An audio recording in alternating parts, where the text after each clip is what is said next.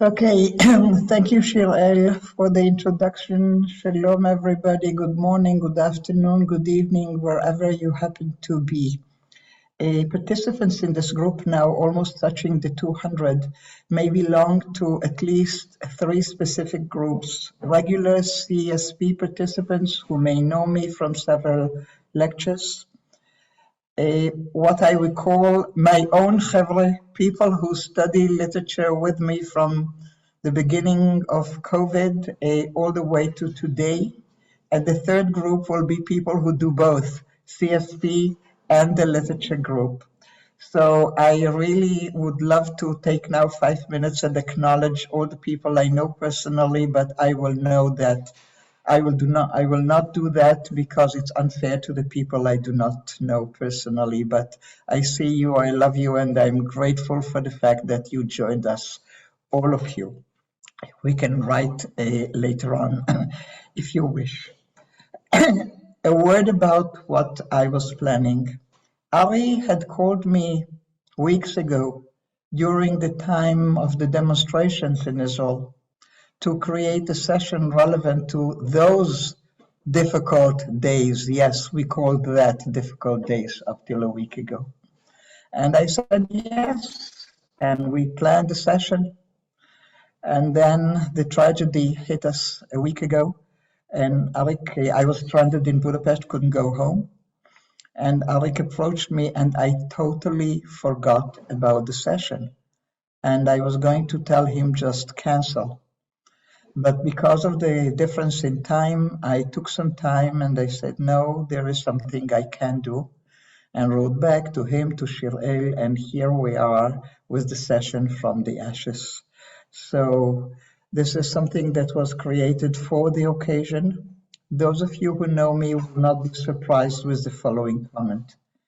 This is not a session about the situation in Israel.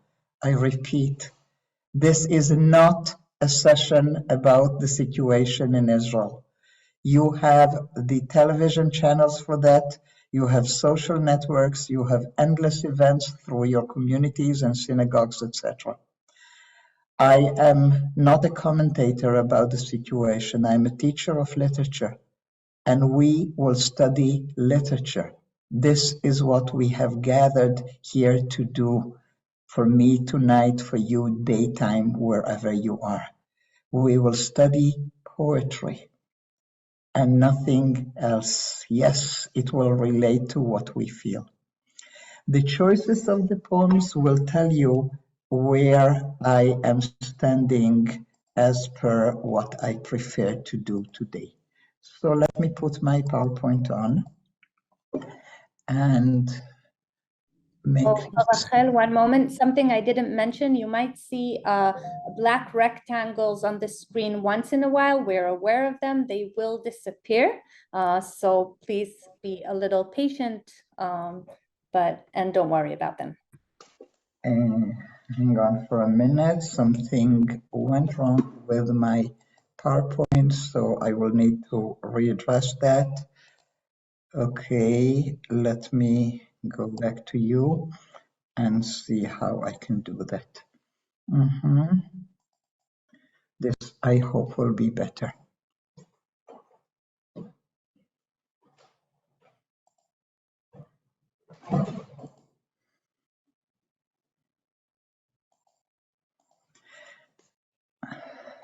It's doing it again, but I will take it to where it needs to be. So just hang on with me. So as I have said earlier, this is a CSP session, and this is why you can see the logo of CSP. Addressing the situation, I want to create a clear message that in the many responses and postings, etc., that you see, there is a lot of descriptive, detailed descriptions of what is happening nowadays. A lot of it is painful. So my only choice of addressing what is happening is by showing you the image, the picture of Inbal Lieberman. Inbal Lieberman is from Kibbutz Nir Am. She was the person in charge of local defense unit that all kibbutzim have. As soon as she got the information early Shabbat morning, she organized the defense of the kibbutz with the little that they had. And Nir Abi is the only kibbutz, unfortunately, that was not breached. They have casualties, but Hamas never entered the kibbutz. So just a word for Inbal. You can read a lot about her in the press. And now we continue. This is my choice of poems and why.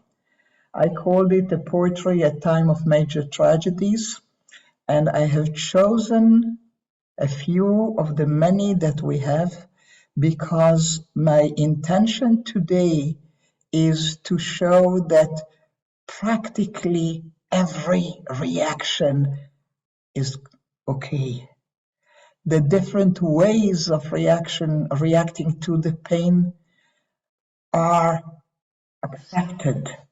They exist. They are among us. The other intention is because so many of us this week, myself included, use expressions like words cannot tell, I have no words, words seem so flat, etc. So I had to go to the people who have words, and they are our poets. Look at the list. The first two is always good to start with the Bialik. Bialik is a great beginning, but it also gives you a year. The year is 1903, so 120 years ago. And we have a major catastrophe with the pogrom in Kishinev, Passover of 1903. Bialik had a twofold reaction. Upon the slaughter, and a couple of weeks later, the city of killing. Some of us call it the city of slaughter. A more correct translation is the city of killing. So that is 1903. That will be the earliest event that we will explore. The second is by Shaul Tchernichowski upon major losses of Jewish life during the Great Arab Revolt in 1938, a poem called CO Land. Leah Goldberg's reaction to the first serious wave of information about the Holocaust in 1942. I think that people who have studied literature with me will have recognized all the poems that I mentioned up till now, and if you didn't, you'll have to take a repeat class. The very new one will be Until the Last Furrow. It's not a poem, it's a eulogy written and said by Moshe Dayan upon the death and, of course, during the funeral of Ro'i Rothberg in Nachal Oz in 1956. More about that. And An Invitation to Cry, a poem created immediately after the Yom Kippur War, so in 1973, 50 years ago, and it will conclude our session today with the permission to cry, in case you felt that you needed a permission for that. Let me take you to the first. Two notions that I need to make sure that you are aware of. And I know that for many of you, what I'm saying right now is redundant. Like some of you may be thinking, who does not know Bialik? Everybody knows Bialik. And some others may think, and who does not know the Kishinev pogrom? Of course we know of the Kishinev pogrom. But you know, there are, I hope, over 200 people right now. And therefore, I cannot be sure. So I will say that Bialik is the person that we call our national poet. You can see the years of his birth, and you can see on the right-hand side a picture, not one of the horrific ones, but still from a major pogrom in the town of Kishinev in the year 1903. Upon that event that was up till the Holocaust, some 35 years later, was considered a major Jewish trauma. And Bialik's reaction to it is considered, I would say, a stepping stone for many of us. I cannot teach the whole of the two poems that I want for you to be aware of. So I will say a word now and come back to it later. And that is the fact that I have mentioned, for those of you who do not yet belong to my literature classes, that I have been teaching literature for the last 3 years or so online. And so there are quite a few lectures about Bialik and specifically about the poems I'm mentioning today. And more information about that you will find in your follow-up material that Shirel will be sending as of tomorrow or the day after that. So don't feel like, perplexed. I don't know what she's talking about. There will be ways of finding out. So in the year 1903, as many pogroms happened in Passover, there is a horrible killing and lots of other atrocities in the town of Kishinev, which is not so far away from where Bialik lives at the time.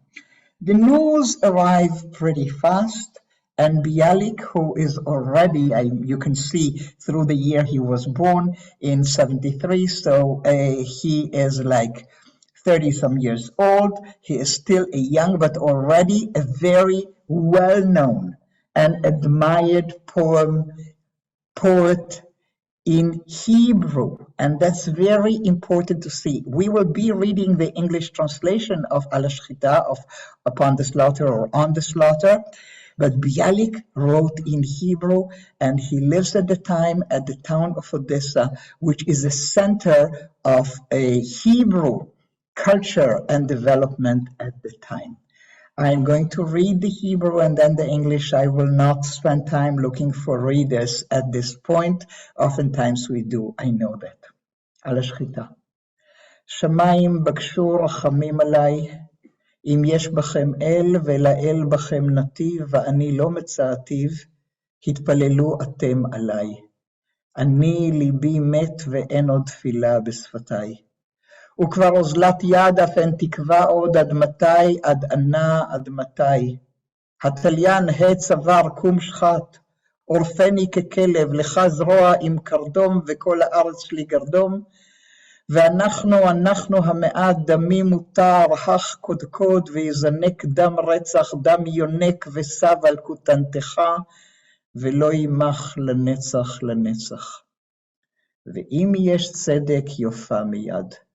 אך אם אחרי הישמדי מתחת רקיע, הצדק יופיע ימוגר נא כסאו לעד. וברשע עולמים שמיים ימקו, אף אתם לכו זדים ובחמסכם זה, ובדמכם חיו והינקו. וארור האומר נקום.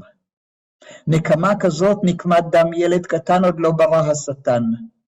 ויקוב הדם את התהום, ייקוב הדם עד תהומות מחשקים, ואכל בחושך וחתר שם כל מוסדות הארץ הנמקים. Sky or heaven, if you wish, have mercy on me. If there be in you a God, and to that God a path, and I have not found it, you pray for me. My heart's dead, and there is no prayer left in my mouth, and no strength and no hope any longer. How long? And until when? Just how much longer? Hangman, here's the neck, come kill. Crop me like a dog, you have the axe arm. And all the earth is to me a block. And we are few in number. My blood is fair game, hack skull, let murderer's blood leap. The blood of suckling babe and sage is on your shirt and will not out for good, not for good. And if there is justice, let us see it now. But it after my cleansing under the sky justice comes, let the chair cast out for all time. And with the evil of all days the sky rot. You too go, thanks, in this viciousness here, and in this blood live and give suck. And cursed be he who cries vengeance. Such a vengeance, the vengeance for a small child's blood, Satan himself never dreamed, and blood would fill all space. Blood will fill the dark abyss and eat away in darkness and rot and all the dark foundations of the earth. I am checking out for a minute of the PowerPoint because I have the feeling that in many of your hearts and your minds, the thought is there like, and you said you were not going to talk about the situation in Israel. Yes, I am teaching you a poem 120 years old. This is what I am doing. And every single word is speaking to our feelings today. I know that, and this is why I chose it, because Bialik's poem Upon the Slaughter Ala Shchita had become our automatic go-to when we experience a tragedy like that. Let's go back to the text and see why that is in more detail.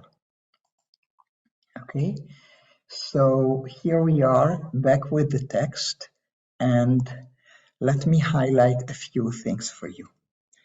I think that the most important thing we do want to note about this poem is the fact that it is a person raging, and the rage has a very clear addressee. It's God.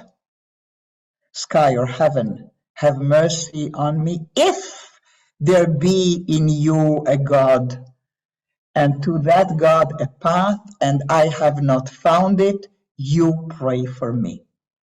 The sense of total loss of trust in that which was your stronghold, the divine, the place of your faith, is broken.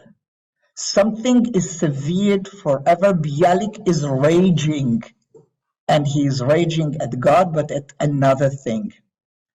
He is lamenting his inability to pray, the loss of his ability to pray. He cannot find prayer in his heart. So that's the first thing I want to point out about this poem. The rage is against the Almighty, and the lamentation, the mourning first and above all, before he will speak about the victims, before he will speak about what was done, he is expressing that total, powerlessness. Not only could I not defend or prevent, I cannot pray anymore. So I want for us to take away from this poem this first thought. Rage at the divine, the place where your trust was put, cannot be trusted anymore, and your ability to address the divine is lost as well. Let us look at another element in this poem, which is very important. And that is, in the Hebrew, you can see the Im yesh tzedek yofa miyad. And if there is justice, let us see it now. So the same, if there is God in heaven, he is not sure, and now he's turning at earth, at humankind, at society, and he is totally not sure that there is justice among humans. But if there is, it should appear now. The urgency. I'm not going to wait anymore. Enough. And if justice cannot be made now, I'm not interested. Let it rot. And then I want to take you to the most famous lines of this poem for those of you who are familiar with it, and I trust there are many. Oftentimes, when people hear about the outrage and the atrocity of murdering children, one is using the term nikma kazot, nikmat dam yeled katan od lo bara hasatan, such a vengeance for a small blood, Satan himself never dreamed. I want you to pay close attention to Bialik. Bialik is not calling for vengeance. Bialik is qualifying very clearly, ve'aror ha'omer nakom, and cursed be he who cries vengeance. So with all the rage at God, with all the rage at human society, with the helplessness, with everything, before we reach the end of the poem, there is a recognition for the need to say, revenge is not what I'm seeking. So three elements that need to be taken as a taken away, at least the minimum, is doubting the existence of God. As a result, call for justice among humans, and what he has to say about revenge. Cursed be he who calls for revenge. Bialik wrote this immediately upon the reception of the news about the pogrom in Kishinev. A short while later, not long, since he is a very well-known person, he is called by a group of people from the Jewish community in Odessa who charge him with the following. They tell him, you will go to Kishinev now. It's not far. It's a few hours train ride. And you will see everything that needs to be seen, sort of a one-person investigation committee. You will interview the victims. You will see what was done or the remnants of what was done. And then you will come back and will give us a full report. And Bialik does. And he fills notebook after notebook of interviews and testimonies and talking to witnesses.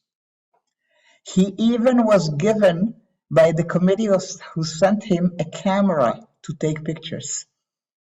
Not a movie camera, a still camera, but still. And then he never published his notes. Instead of publishing his notes, he wrote the poem that we know in Hebrew, Be'ir Ha'arega, the city of killing. When it was published in Tsarist Russia at the time, it was called the Nemirov Journey, as if it was about pogroms happening 200 years earlier. They were afraid to publish it as a reaction to what was happening now and then. It's a very long poem. It's very graphic and detailed, and from it, we cannot study it all. You will have a link to a full lesson discussing Be'ir Ha'arega, the city of killing, in one of the many lessons in which I taught Bialik. Let me take you to just a bit of it for two ideas that I want to take out of that poem. So here goes. In just the first and the last page. And those of you who know Be'ir Ha'arega know that it's at least 20 pages. I am reading a little bit of the Hebrew and then I'll go straight to the English. Be'ir Ha'arega. Kum lech lecha el עיר ההרגה ובאת אל החצרות ובעיניך תראה ובידך תמשש אל הגדרות ועל העצים ועל האבנים ועל גבי טיח הכתלים. Rise and go to the town of the killing, and you will come to the yards, and with your eyes and your own hand feel the fence, and on the trees and on the stones the plaster of the walls. I want to take just two lines of this famous beginning of Be'ir Ha'arega, that if you belong to my generation in Israel, you will know a lot of it by heart, as I do. The first two lines, rise and go to the town of the killing. I think it doesn't take a biblical expert to recognize the use of the lech lecha, kum lech lecha. So it sounds from the mouth of Bialik like a divine order. Not go to the land that I will show you, not the promise of the Eretz Israel. No. We now have another mission. Go to the city of killing, go to the city of slaughter, and see and watch and touch. You have to be a witness. You have to be present. So this is idea number one. The second is also pretty well known of this poem. I'm taking you to the bottom of the page. I'm doing a little bit of the Ivrit, or yes, it's not that long. על אפך ועל חמתך תביא קטורתן הזרה, את עדנת האביב בלבבך ולא תהא לך לזרה. וברבבות חיצי זהב יפלח השמש כבדך, ושבע קרניים מכל רסיס זכוכית תשמחנה לעדך, כי קרא אדוני לאביב ולטבח גם יחד, השמש זרחה, השיטה פרחה, והשוחט שחט. Like the tender spring to your bosom, and it will not be loth unto it. And with a multitude of golden arrows the sun will pierce your liver, and 7 rays from every grain of glass will dance in your torture. For the Lord called the spring and the slaughterer together. The sun rose, rye bloomed, and the slaughterer slaughtered. 1903. It will take 60 odd more years for Hannah Arendt to give us the expression, the banality of death. But Bialik knew about the banality of death. And he also will know that even when you witness the atrocities, and spring will come, and it will bring the wonderful smells and perfumes of spring, you will somehow be able to enjoy them. Why? Because God created both spring and the slaughter, and life will go on, and the slaughterer in a banal, mundane, everyday way will continue to slaughter. This is the entrance to the city of killing. As I said, a lot more to be said about it, but I want to take you to the last page of the very same poem by Bialik, and here we go. I'm going to read the English of the first part and then focus on the last part. To the graveyard, beggars, dig for the bones of your fathers and of your sainted brothers, and fill with them your bundles, and hoist them on your shoulder, and take to the road, fated to merchandise them at all the trade fairs. And you will seek a stand at the crossroad where all can see, and lay them out in sunshine on the back of your filthy rags, and with a parched voice sing a beggar song over the borders, and call for the mercy of nations, and pray for the kindness of Goyim. And where you'll stretch your hand, you will stretch it further, and where you beg, you will not stop begging. וכאשר פשטתם יד תפשוטו, וכאשר שנוררתם תשנוררו.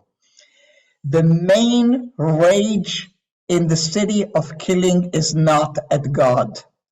The main rage is at the Jewish community, a Jewish man who were not strong enough to defend their own communities, to protect their own children, to protect their daughters and their wives. There is rage at the people who seek the help of Goyim, the kindness of Goyim. There's a rage at people who want to show how pitiful and how powerless we are for the others to take pity of us. Bialik does not accept it. And now, have you left here, son of man? You remember he called at the beginning of the poem, Lech Lecha, to the city of killing. Now that you have seen it, son of man, rise and flee to the desert. And take with you there the cup of sorrows, and tear your soul in 10 pieces, and your heart give for food to the helpless fury. And your great fear spill there on the heads of the boulders, and your great bitter scream sent forth to be lost in the storm. Yes, these are lines about the helplessness. These are lines about the need to flee away from places like Kishinev and go to the desert and yell to nature and to rocks. But in modern Jewish history, the closing lines of Be'ir HaRega Go thou to the desert, were read with an additional meaning.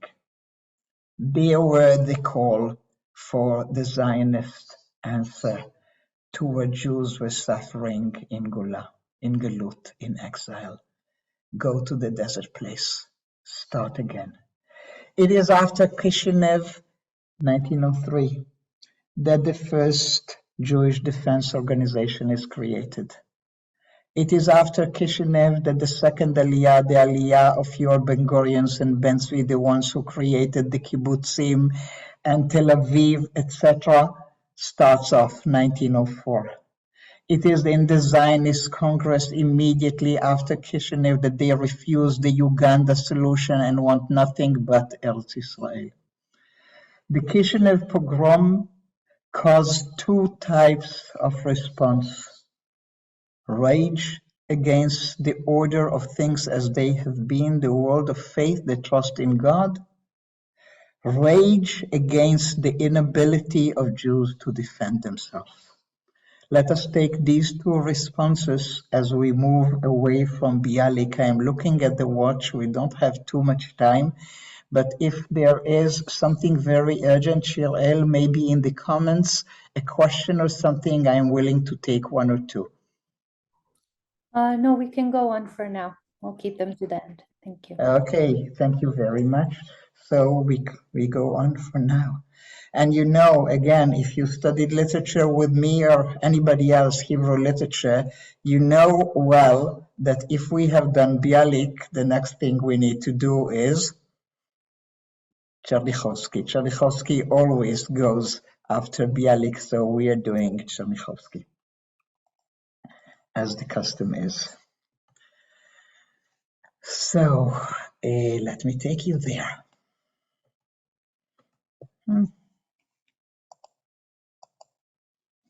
Again, Shaul Tchernichowski, you can see their years very close to Bialik. And the event we are talking about now is not Kishinev. It's not a pogrom in exile, in diaspora, in Gula.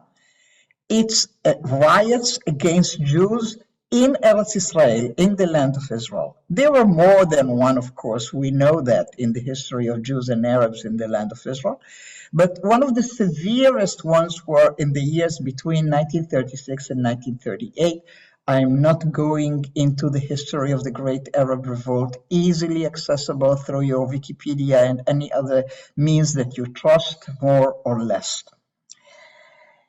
But during those 3 years of the Great Arab Revolt, there were many painful events. One of them, which caused the death of many, I'm sorry, I don't remember the exact number right now, happens in the year 1938. Tchernichowski, the poet, lives in Eretz Israel at the time. Now, this is not Kishinev. Jews now have armed cars, they train, and yet they are attacked and suffer losses. They even have a port of their own now, a new one in Tel Aviv. They are training to not remain behind, except this is with or doing it. This is under British mandate. And they learn how to get out of the fenced kibbutzim and defend from the outside. Don't trust the fences alone. Be out there. And yet here is the scene in Tel Aviv with the chief rabbi, chief Ashkenazi rabbi, and families and others. And you can see that it is a funeral for way more than one person. Again, we are looking in the poetry for a variety of responses. So here is another. We have the English and the Hebrew, and I want you to listen to a little bit of the Hebrew because, again, this is one of the poems that my generation was raised with a note to recite by heart, and I love for us to listen to it. ראי אדמה כי היינו בזבזנים עד מאוד. בחיקך מלון ברכה, מעון סתר, זרע תמנו לא עוד. פניני זגוגיות של קוסמת, זרע חיטה כבדה, גרגר שעורה, חתול כתם, שיבולת שועל חרדה. ראי אדמה כי היינו בזבזנים עד מאוד, פרחי פרחים בך טמנו רעננים ובהוד. אשר נשקתם השמש מנשיקתה ראשונה, מצניע חן עם יפה כלח קטורח כוסו נכונה, ועד שידעו צהריים בעצם הצער התם, ובטרם רבו טל של בוקר בחלומות אור ניבטם. הלך הטובים בבנינו נוער טהר חלומות. בריא לב, נקיי כפיים, טרם חלאת אדמות, וארג יומם עוד הושעתי, ארג תקוות יום יבוא. אין לנו טובים מכל אלה, את הראית ואיפה. ואת תכסי על כל אלה, יעל הצמח בעיתו, 100 שערים הוד וכוח קודש לעם מכורתו. ברוך קורבנם בסוד מוות, כופר חיינו בהוד. ראי אדמה כי היינו בזבזנים עד מאוד. See, O land. See, O land, how wasteful we have been. In your land, place of blessing, hiding womb, we have hidden seed. No more. Glassy pearls of buckwheat, seeds of heavy wheat, grain of barley, draped by innocence, anxious oats. See, O land, how wasteful we have been. Flowery flowers we buried in your fresh and glorious, kissed by the sun's first kiss, hidden beauty, graceful stem, their incense cup just full, before they knew noontime, before tunes of morning dew in the light dreams in their growing.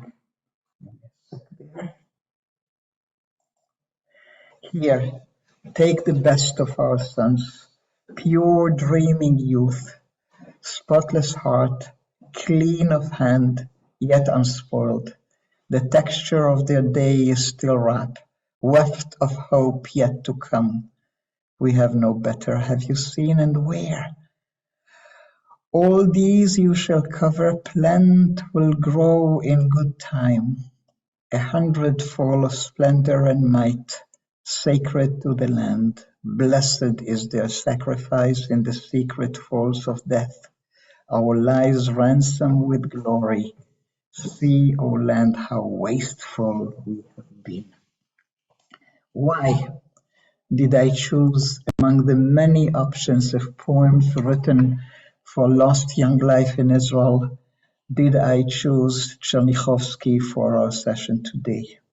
I already said one reason, and that's because I love this poem tremendously.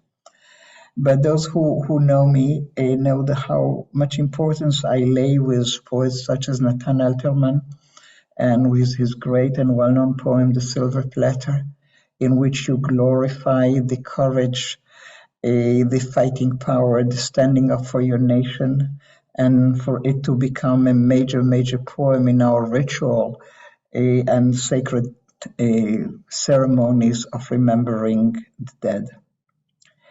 Yet in See, O land, there is something that I think we need today among the other feelings, and that is the sense of total waste. Just that, the waste, the need to plant in the land the best of your own before they reach their full life, before they could live. And you who came to this land in order to sow and plant the grains and the wheat and the buckwheat, etc., are now forced to give to the land the lives of the young. And Tchernichowski is not putting the light and the projector on whether they were courageous, whether they fought or did not fight. That is not the point in this poem. Tchernichowski is mourning just the life that is gone. Even Bialik did not do that. Bialik talked about the national shame. Bialik talked about atrocities. And Tchernichowski is like, hang on for a minute. don't just go for the gory details of how they died. Look at who they were. Look at what we have lost and the wastefulness of it all. We need the Tchernichowski voice in our time of mourning because that too is a needed and worthwhile feeling. I think not that you or Tchernichowski need that from me. Let me take you one step further. Rachel, yes. One question relating to this one from Susie is if Nomi Shemer took the words Al Kol Ele from this poem. I'm not sure. I will have to research that. I never thought about that. It's an interesting question and possible, but when we come to the next one, I will show you how a set of words is taken from this one to other poems. But thank you for the question. It's a worthwhile thing for me to look at, and back to the PowerPoint, obviously. Okay, so yalla, let's go to the next one. Will I sound techy if I'll say that again the choice this time relies on the very objective scientific criterion of the fact that I love it? So we are going to Leah Goldberg. You can see 1911 to 1970. A lot of my teaching about Leah Goldberg will be made available to you through the follow-up. On the left-hand side, there is a note in Hebrew from the Israeli, prior to the State of Israel, a British Mandate Palestine Hebrew paper called Davar, that in November of 1942 brings now the certified news about the systematic murder of Jews in Europe, namely the Holocaust. It's not that they didn't know anything before, but with those news coming from the American State Department, it's now for sure. During the earlier years of the war, and even before it, Leah Goldberg belongs to a group of very, very important poets at the time, at the head of whom is a man called Shlonsky. Alterman is part of the group, and there are many others. There are not too many women in it.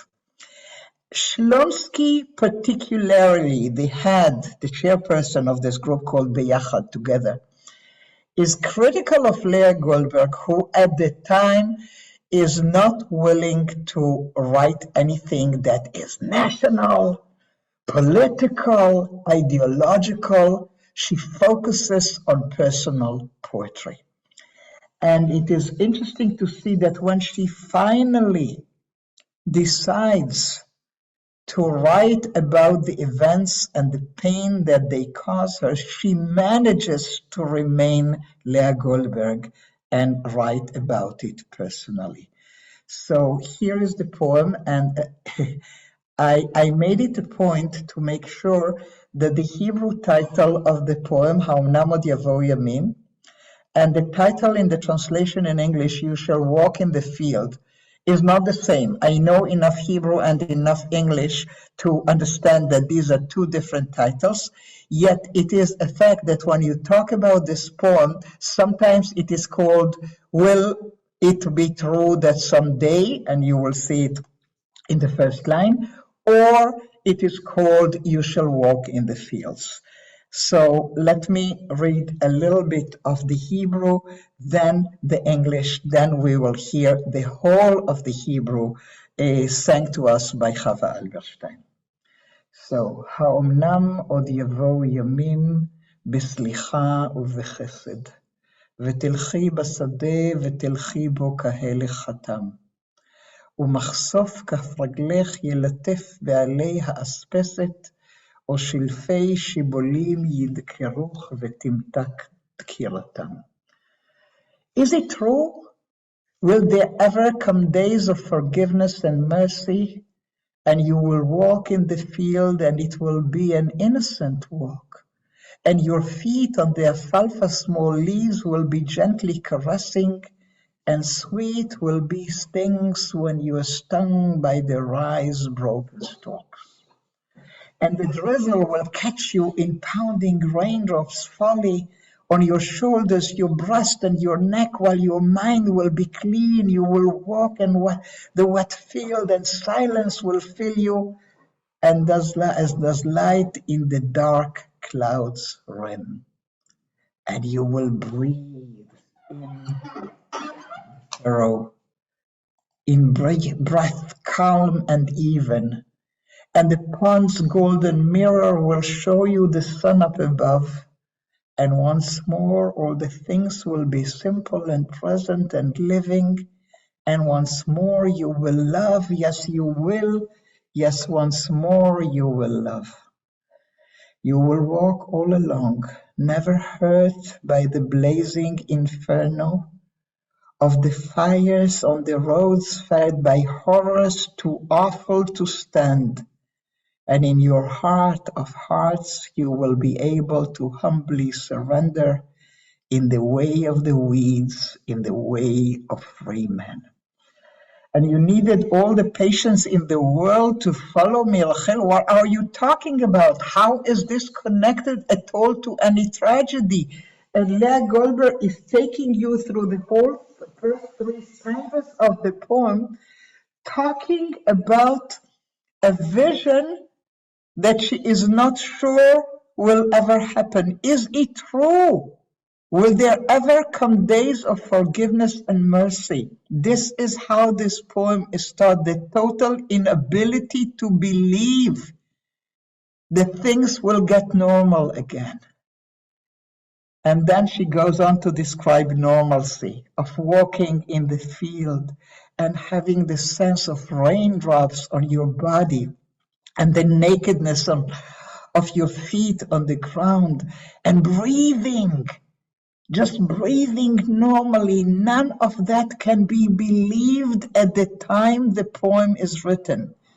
Neither the ability to enjoy nature, nor the ability to breathe, nor the ability to love. The poet at this point does not believe that any of that will ever happen again. And only when you reach the fourth stanza, there is the promise. You will walk all along, never hurt by the blazing inferno of the fires on roads fed by horrors too awful to stand. Only here she allows the reader and herself to talk about the reason for the feeling of loss of normalcy. The blazing inferno, the roads with horrors too awful to stand. And she is saying, not only she, only Chava Alberstein, and she will sing it to us, yes, there will come days of normalcy. So let us allow ourselves a few minutes of that.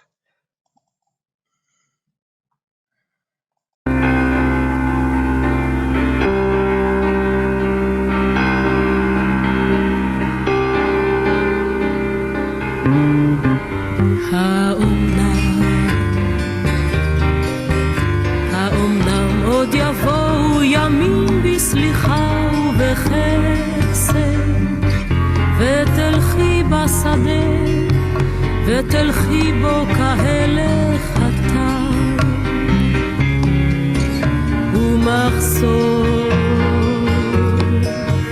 ומחשוף כף רגלך ילטף בעלי אספסת או שלפי שיבולים ידקרוך ותמתק דקירתם או מטר ישיגך בעדת טיפותיו הדופקת על כתפייך חזך צווארך וראשך רענן ותלכי בשדה הרטוב וירחב בך השקט כאור בשולי הענן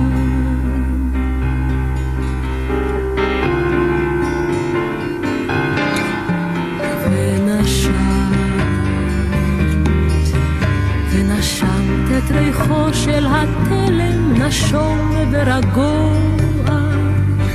וראית את השמש בראי השלולית הזהוב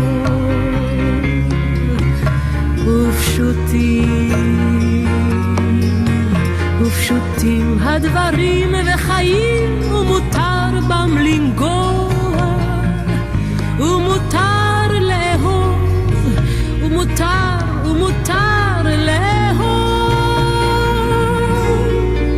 את תלכי בשדה לבדך, לא נצרבת בלהט השרפות, בדרכים שסמרו מאימה ומדם, וביושר לבב שוב תהי ענווה ונכנעת, כאחד הדשאים, כאחד האדם. I will stop this now, and again a link to Chava Alberstein singing How Namud Yavo Yamim Will There Ever Be will be added to your follow-up package. I want to take you to the almost last stop of our joint learning today through a piece of literature, text, not exactly qualifying as a poem. And for that, I need to take you to Nahal Oz.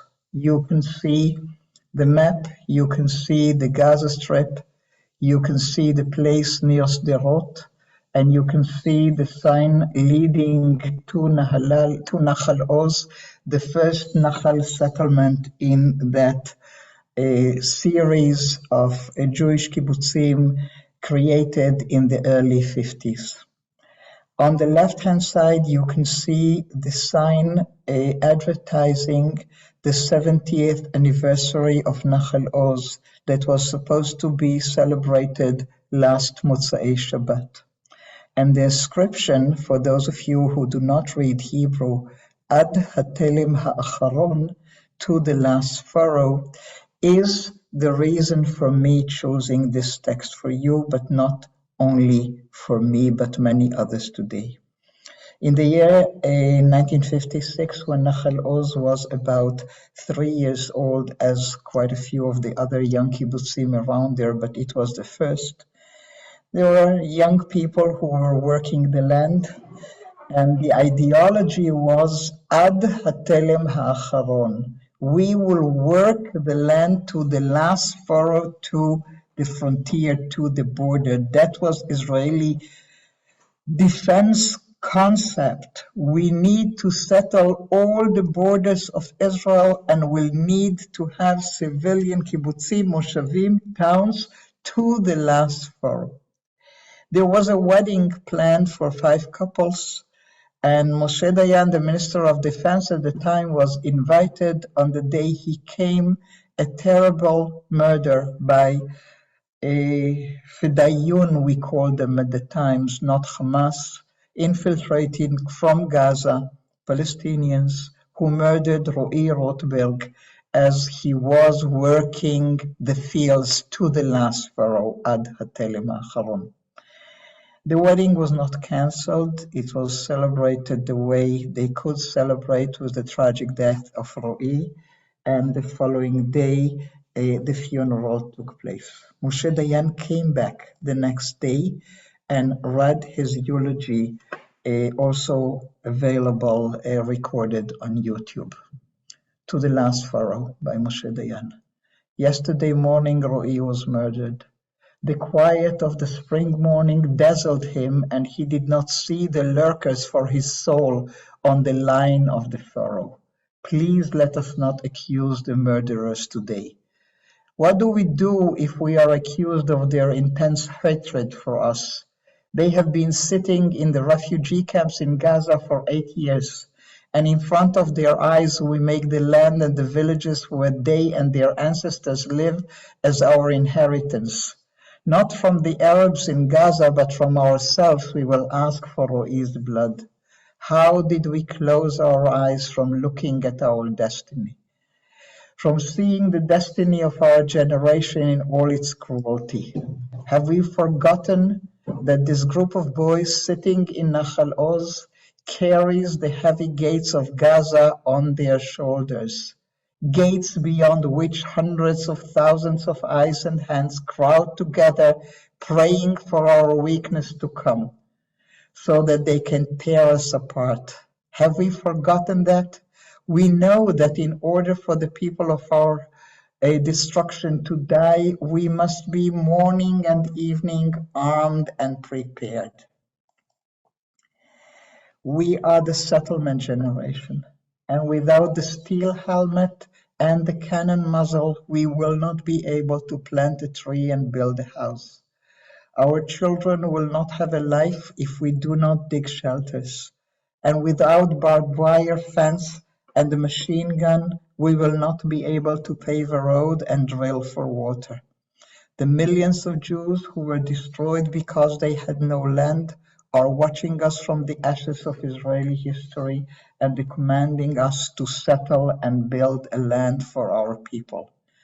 But beyond the furrow of the border rises a sea of hatred and waves of revenge, waiting for the day when peace will dull our vigilance, for the day when we will listen to the emissaries harassing hypocrisy who call us to lay down our weapon. Roi's blood cries out to us from his torn body.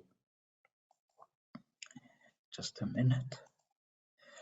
Although we swore 1,000 times that our blood would not be wasted, yesterday we were tempted again. We listened and we believed. We will do our reckoning with ourselves today. Let's not shy away from seeing the suffocation that accompanies and fills the lives of hundreds of thousands of Arabs who sit around us and wait for the moment when their hand can get our blood.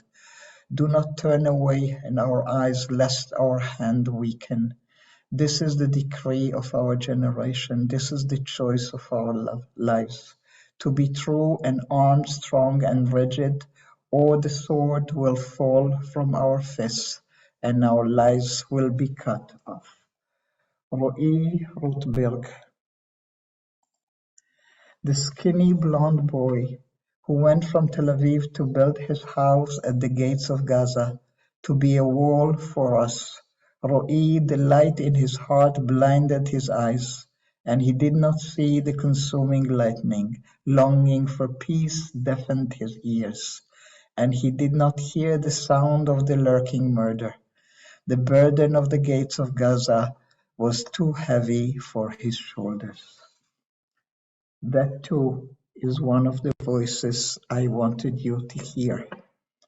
Generations of Israelis were raised with the belief that we need to be strong, that we need to never let down our vigil, and that generation and the children of these people and the grandchildren today were brought to face the very same cruel reality 100-fold at the very gates of Nahal Oz a week ago. This happened in 1956. Moshe Dayan is long dead. The words were said then. I do not want to suggest any conclusions. I do not want to choose of any of their reactions. The one poem I want to read for you, and I don't think it's in your collection, is the one that those of you who are my Facebook friends could see me post earlier today. And it will be a sort of an offering of a prayer to conclude before I will let you have, of course, a chance to react to what we have experienced today together. So we are back to Leah Goldberg, a very early poem from her early years in the land of Israel. Kaved al afapenu ha'olam, ראשנו שח בחיינו נעלם, נחתם האור בפאתי הים הזמר תם. הולכים אבים צועדת השיירת בדומיה זורחת ומקומרת. נהיה שלווים מאוד, היום פנה עינינו עצומות. The world is heavy on our eyelids, our heads are bent, our weeping is stilled. The light at the edge of the sea is sealed, the song is done. Clouds pass by, the convoy is marching. in vaulted and shining silence, we will be calm, we will be very calm. The day fades, our eyes are closed. The only thing I can really offer is those beautiful words of poetry of 3 generations of Jewish Hebrew poets who were dealing with tragedies similar, dissimilar to our own. Chat is open to everyone, and Shirel, if you are willing to moderate, I can take a few spoken words as well. I have the time. If possible, I think in the chat, because we'll start with a couple of questions, and I do want to ask you, as the questions are, I'd say, more about the connections to today and slightly less about the poetry, if it's okay with you that I ask them anyway. Yes. How I want to answer. So people who know me know that there are 2 things that they are not allowed to do. One is called me Rachel, and the other called the Hebrew poem, the Hebrew version. The Hebrew is the original poem, and my name is Rachel. Anything else they can say. Okay, good to know. So one question is refers to the fact that there's a link that's been made to the latest events between them and the Holocaust, and asking about is the link more, do you see it to something like the Holocaust or actually to something more like the pogroms? Do I have to choose? You know, we have spent years in recent years to give ourselves law what can be compared and what cannot be compared, and never compare and never make equations. I was never part of that conversation, and whatever association come up, I remember the first day a friend here in Budapest called me and asked me, is it okay to call it a pogrom? And then all Israelis are comparing it because of the element of surprise to the Yom Kippur War. And then Americans are comparing it to 9/11. And of course, the Holocaust feelings come up when Jews are powerless and they are slaughtered. By me, all comparison, if they are relevant to you, then they are relevant. We do not have to choose one, unfortunately. And thank you for the question. Thank you. Another question, which I don't know. Okay, I'm going to ask, beyond revenge, what constitutes a proper productive response to unimaginable events? You want my answer? My answer would be to do whatever we have to do to remain alive. That's clear. But next to it, to remain alive is not just to survive. To remain alive is to work for a different future in any possible way. And I know that it's dangerous to even mention the possibility of sometimes peace in the future, but don't let go of that. Ha'omnam yavo yamim, will the day come? For me, the day comes when you can walk in the field naked and feel safe and sure because you trust your environment and not just the gun. I am not Moshe Dayan, I am Leah Goldberg in that choice. Thank you. We have one hand raised, so I think we'll hear from Deborah, because we take a few more minutes. So Deborah, if you can unmute. Hello. Hello, Raquel. Hi. The poem Sea O Land, like you, I found very beautiful, and I was terribly struck by the lines around here. Take the best of our sons. Last night in Brookline, I was, as I'm constantly watching CNN, and there were several American Israeli reservists who came on to speak, and they were heading to Israel, and one of them was asked, are you ready? And he said, no. But he said, we have no choice. We have to do this. And he looked so young and so new. And then I saw so many Israeli soldiers on their tanks getting ready, and they all looked so young. And just now, as you played that music, to my right, CNN is on, and I saw tanks going in with young men. Deborah, let me react to that, because I'm also conscious of the time, and we can it's some such a other total time. waste. Yeah, the waste, exactly that, the waste. And my recommendation to you, watch less CNN. Okay. Watch less CNN, please. I'm telling that myself as well. I don't watch CNN, I was the Israeli stations, but it's the same. Can we go to Dorothy, Shirel? Yes. Please, Dorothy, go ahead. We were supposed to have coffee today in Tel Aviv. Please unmute. You need to unmute. You're still muted. Dorothy, I've asked you to Yeah, now she's good. Okay, thank you. Yes, I miss our date, but in my heart of hearts, Rachel, we took vouchers for our flights so that we could go back, so that we can return. Dorothy, we had a date for today. Yes, I know, but we will be together. I have to believe that. I have to believe that Israel will survive this, because we have to survive this. You know, it isn't even a question. What I'm grateful to you for, besides a scroll of gratitude and all of these brilliant choices, is one that was personally comforting for me, because I found prayer to not be satisfactory now. For some reason, the synagogue service, the prayer services, did not comfort me at all. And I felt more strengthened by the rallies pro-Israel than by the services. And when I read that when you read it to us in Bialik, you know, I had not had that experience when we studied Bialik, but now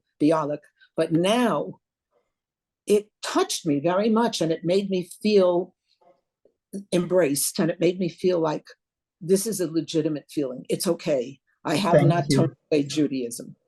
Thank you, Dorothy. I was talking to Yossi about this earlier today.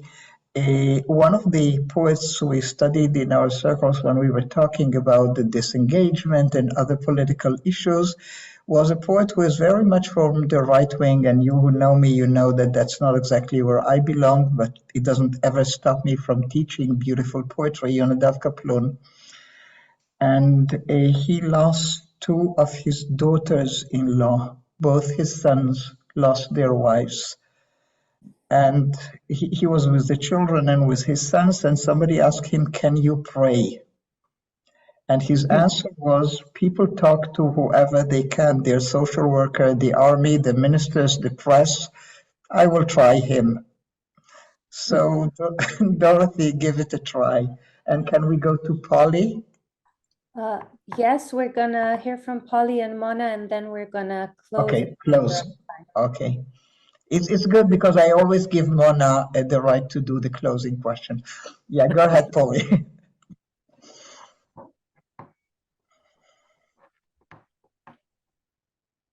Polly? No, Polly? No. Okay. All right, Mona then. Please unmute, Mona. Yeah, you're good now.